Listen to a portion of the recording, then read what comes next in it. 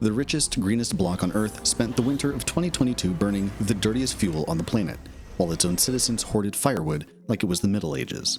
This isn't a recession, this is slow motion collapse, and the largest economy in Europe is the one holding the knife. Europe didn't get unlucky.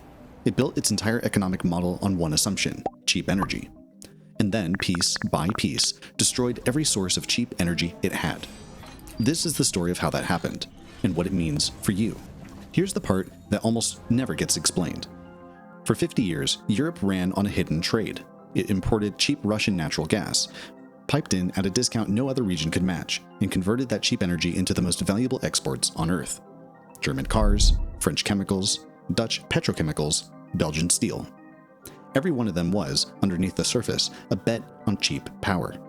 Think of it like a restaurant with a secret supplier. The menu looks expensive, the margins look healthy, but the whole business only works because the ingredients cost almost nothing. The food is the product. The supplier is the actual business model. For 50 years, that supplier was Russian gas. In 2022, they lost the supplier overnight. Start with the engine of the entire continent: Germany. The third largest exporter on Earth, €1.5 trillion in goods every year. The economic model was clean: import cheap energy, add German engineering, export expensive products. Buy low, sell high. For 30 years, the machine ran perfectly. Now the cheap input is gone. EU industrial electricity costs roughly 3 times what an American factory pays.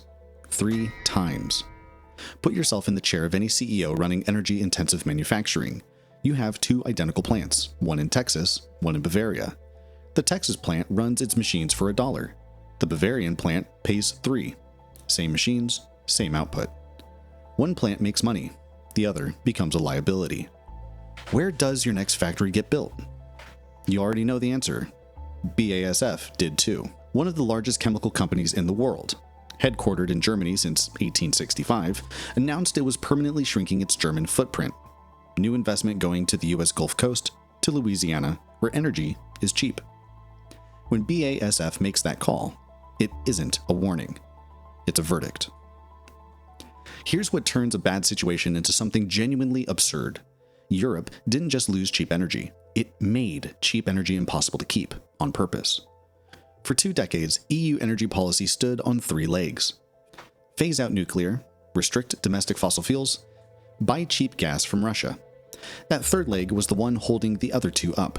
Remove it, the whole structure falls. Germany had 54 nuclear reactors at its peak. They shut them all down. The last 3 closed in April of 2023, not because they were dangerous, because of policy. Clean, carbon-free, always-on baseload power, voluntarily destroyed. So what filled the gap? Coal. Specifically, lignite. Brown coal. The dirtiest hydrocarbon you can legally burn. Germany restarted coal plants it had been winding down for a decade. In 2022, lignite output hit its highest level in years. And then, the image that says everything about what went wrong here. German households, in one of the wealthiest countries on Earth, began stockpiling firewood. Not for atmosphere, for heat. Firewood prices nearly doubled in a single year. A country that builds Porsches and exports precision machinery was rationing warmth like it was the 1940s. The country that spent a decade leading the world's green energy conversation was, in practice, burning more coal and more wood than it had in years, because it had made every alternative unavailable. And now, 2026 turns a structural problem into an acute one. The EU spent 2 years rebuilding after losing Russian gas. They rerouted supply chains, signed long-term LNG contracts. They called it a managed transition. Then the Strait of Hormuz seized up. If you watched the first video on this channel, you already understand what that choke point does to global energy prices. The shock hit Europe directly, a continent that had just restructured itself to depend on seaborne LNG imports. The European Commission's own spring 2026 forecast downgraded EU growth and projected energy inflation above 11%, staying in double digits for the rest of the year. The official institution whose entire job is to sound calm is forecasting double-digit energy inflation for the whole year. The original cheap solution is gone. The replacement is now the exposed one. Now here's the layer underneath the energy problem, because it isn't just energy. The Draghi report, commissioned by the EU itself in 2024, put a number on how far behind Europe has fallen: 800 billion euros per year. That's the investment gap between Europe and the United States in the industries that determine who wins the next economy: artificial intelligence, advanced semiconductors, the infrastructure underneath both. And here's the part that should genuinely frustrate you.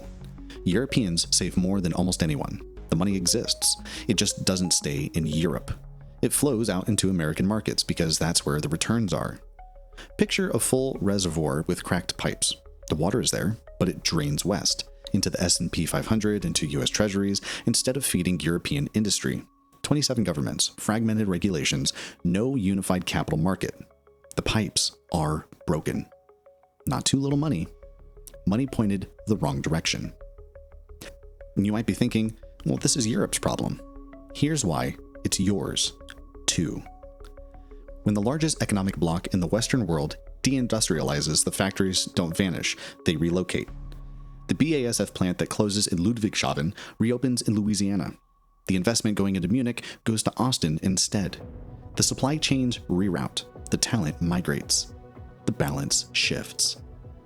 Power moves toward whoever still has two things: cheap energy and open capital. If you're in the United States, you're already living in the tailwind. It's called reshoring.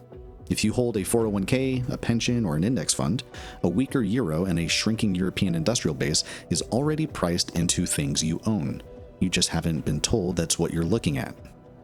A continent doesn't announce its decline. It posts a slightly worse number every quarter for years, until the day the map of who makes what looks nothing like it did.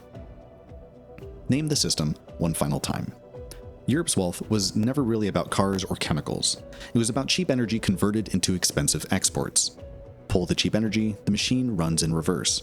High costs, fleeing capital, shrinking output, a widening gap with every competitor that still has what Europe lost. Here's the breaking variable: defense. Europe is now being asked to rearm fast. Germany has committed to spending over 3% of GDP on defense. That money has to come from somewhere, inside economies that are already contracting and already strained. Guns or growth. A continent running an energy deficit, an investment deficit, and a competitiveness deficit now has to fund a military one on top. Watch which one they choose.